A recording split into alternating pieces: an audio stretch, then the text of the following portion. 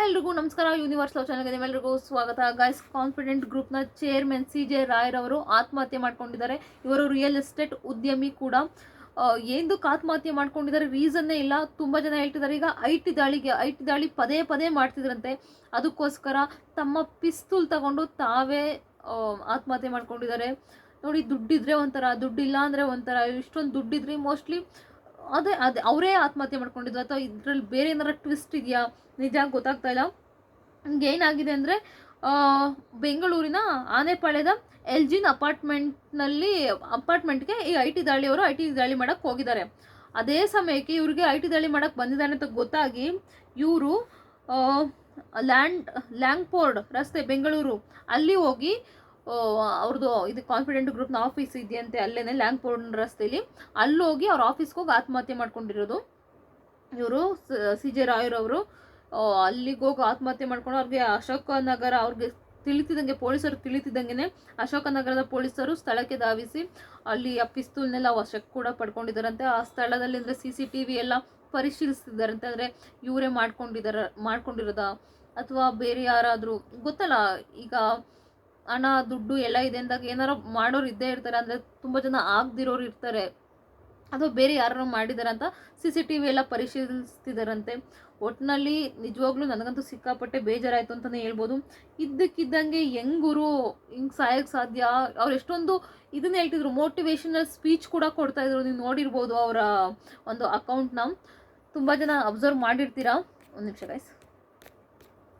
ಅಯ್ಯೋ ಎಂತ ಒಟ್ಟಿನಲ್ಲಿ ಈಗ ಅವರು ಆತ್ಮಹತ್ಯೆ ಮಾಡ್ಕೊಂಡಿರೋದು ನಿಜ. ಈಗ ಅವ್ರನ್ನ ಆನೇಕಲ್ನ ನಾರಾಯಣ ಹಾಸ್ಪಿಟ್ಲಿಗೆ ತಗೊಂಡು ಹೋಗಿದ್ದಾರೆ. ಅಂದರೆ ಅವ್ರಿಗೆ ಶೂಟ್ ಮಾಡ್ಕೊಂಡಿದ್ದ ತಕ್ಷಣ ತಗೊಂಡು ಹೋಗಿದ್ದಾರೆ. ಬಟ್ ಅವ್ರು ಉಳ್ಕೊಂಡಿಲ್ಲ. ಅರ್ಧ ದಾರಿಗೆ ತಗೊಂಡು ಹೋಗ್ತಿದ್ದಂಗೆ ಸತ್ತೋಗ್ಬಿಟ್ಟಿದ್ದಾರೆ. ಅಂದರೆ ಅವ್ರು ಮೋಸ್ಟ್ಲಿ ಶೂಟ್ ಮಾಡ್ಕೊಂಡ್ರೆ ಅಲ್ಲಿ ಐ ಟಿ ದಾಳಿ ನಿಲ್ಲಿಸ್ಬಿಡ್ತಾರೆ ಅನ್ನೋ ಒಂದು ಇದ್ರಲ್ಲಿ ಮಾಡ್ಕೊಂಡಿರ್ತಾರೆ. ಅಂದರೆ ಸಾಯ್ಬೇಕು ಅಂತ ಮಾಡ್ಕೊಂಡಿದ್ದಾರೆ. 100% ನನಗೆ ಗೊತ್ತಿರೋ ಪ್ರಕಾರ ಅವರೇ ಮಾಡ್ಕೊಂಡಿದ್ರೆ 100% ಅವ್ರು ಸಾಯ್ಬೇಕು ಅಂತ ಮಾಡ್ಕೊಂಡಿರಲ್ಲ. ಏನೋ ಒಂದು ಸುಮ್ಮನೆ ಗುಂಡಾಡ್ಸ್ಕೊಂಡು ಅವಾಗ ಮೋಸ್ಟ್ಲಿ ಐ ಟಿ ದಾಳಿಯಲ್ಲಿ ಸ್ಟಾಪ್ ಆಗ್ಬೋದು ಅನ್ನೋ ರೇಂಜ್ಗೆ ಸುಮ್ಮನೆ ಹಾಸ್ಪಿಟಲ್ಗೆ ಅಡ್ಮಿಟ್ ಆಗೋ ರೀತಿ ಒಂದು ಶೂಟ್ ಮಾಡ್ಕೊಳ್ಳೋಣ ಅಂತ ಮಾಡ್ಕೊಂಡಿರ್ಬೋದು. ಬಟ್ ಇಲ್ಲಿ ನಿಜವಾಗ್ಲೂ ಅವ್ರಿಗೆ ಸಾಯ್ತಾರೆ ಅನ್ನೋ ರೇಂಜಿಗೆ ಅವರೇ ಮಾಡ್ಕೊಬಿಟ್ಟಿದ್ದಾರೆ. ಎಲ್ಲಿಗೆ ಶೂಟ್ ಮಾಡ್ಕೊಂಡ್ರು ಏನು ಕತೆ ಅಂತ ಗೊತ್ತಿಲ್ಲ. ಬಟ್ ಶೂಟ್ ಮಾಡ್ಕೊಂಡಿದ್ದಾರೆ ಅಂತ ಹೇಳ್ತಿದ್ದಾರೆ. ನೋಡಬೇಕು ಗೈಸ್. ಹಿಂಗೆ ನೋಡಿ, ಹಣ ಇಲ್ದಿರೋರು ನಮ್ಗೊಂಥರ, ಹಣ ಇರೋರ್ಗೆ ಇವ್ರಿಗೊಂಥರ, ಒಬ್ಬೊಬ್ರಿಗೂ ಒಂದೊಂದು ಚಿಂತೆ. ನಿಜ, ನಾವು ಹಣ ಇಲ್ಲ ಅಂದ್ರೆ ಒಂಚೂರು ನಿಮ್ಮದಿಯಾಗಿ ನಿದ್ದೆ ಏನಾದ್ರು ಮಾಡ್ತಿದ್ದೀವಿ, ಒಂಚೂರು ಯೋಚನೆ ಇಲ್ದಂಗೆ ಏನೋ ಬಿಡಪ್ಪ ನಮ್ಗೆ ಬಂದು ಅದು ತಗೊಂಡೋಯ್ತಾರೆ ಇದು ಅದು ಯಾವ ಚಿಂತೆನೂ ಇಲ್ಲ, ನಮಗೆ ನೆಮ್ಮದಿಯಾಗಿದ್ದೀವಿ.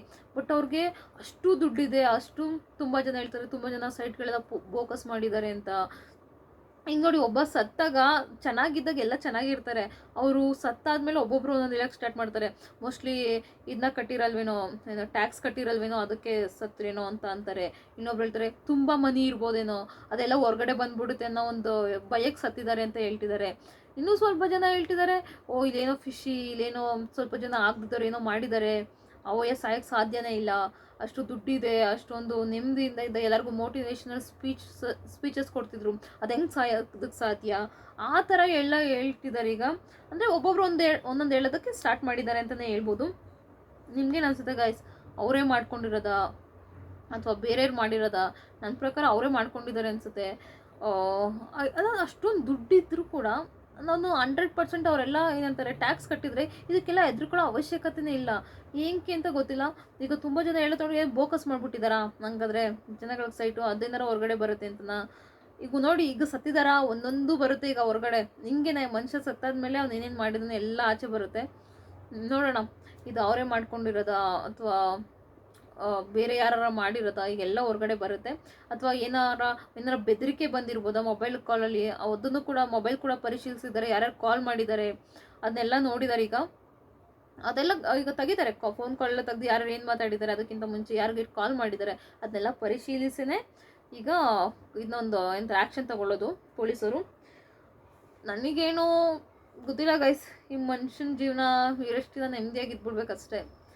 ಇದು ನೋಡಿ, ಈ ದುಡ್ಡು ಮಾಡಿದ್ರೆ ಆ ಟ್ಯಾಕ್ಸ್ ಕಟ್ಟಿಲ್ಲ, ಅವನು ಯಾರೋ ಬಂದು ತಗೊಂಡು ಹೋಗ್ತಾನೆ, ಅಥವಾ ಈ ಐ ಟಿ ದಾಳಿ ಮಾಡ್ತಾರೆ, ಯಾವಾಗ ಯಾರು ಏನು ಮಾಡಿಬಿಡ್ತಾರೋ ಈ ಚಿಂತೆ.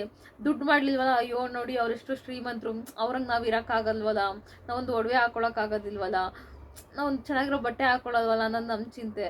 ಒಟ್ನಲ್ಲಿ ಒಬ್ಬೊಬ್ರಿಗೂ ಒಂದೊಂದು ಚಿಂತೆ. ಒಟ್ನಲ್ಲಿ ಇವರೆಲ್ಲ ನೋಡ್ತಾರೆ, ನಿಜ ನಮ್ಮದು ಬೆಸ್ಟ್ ಲೈಫ್ ಅಂತ ಅನಿಸುತ್ತೆ.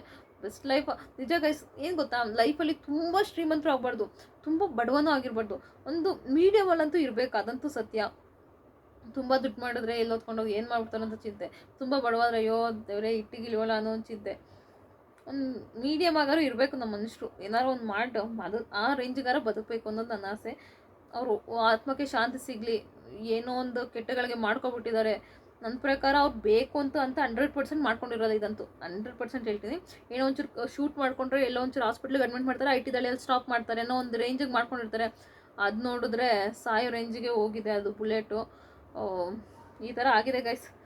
ಅವರು ಆತ್ಮಕ್ಕೆ ಶಾಂತಿ ಸಿಗಲಿ. ಒಳ್ಳೆ ಏನಂತಾರೆ, ಓಂ ಶಾಂತಿ, ಅವ್ರಿಗೆ ಪ್ರೇಯರ್ ಮಾಡೋಣ ಅಷ್ಟು ಹೇಳ್ಬಲ್ಲೆ ಅಷ್ಟೇ. Thank you guys. ನಿಮ್ಗೇನು ಅನಿಸುತ್ತೆ, ಅವರು ನಿಜವಾಗ್ಲೂ ಅವರೇ ಮಾಡ್ಕೊಂಡು ಬೇರೆ ಯಾರು ಫಿಶಿ ಇದೆಯಾ ಈ ಆತ್ಮಹತ್ಯೆಯಲ್ಲಿ, ಏನಾದರೂ ಸಮಥಿಂಗ್ ಇದೆಯಾ ಅಂತ ದಯವಿಟ್ಟು ಕಮೆಂಟ್ ಬಾಕ್ಸಲ್ಲಿ ಕಮೆಂಟ್ ಮಾಡಿ. Thank you.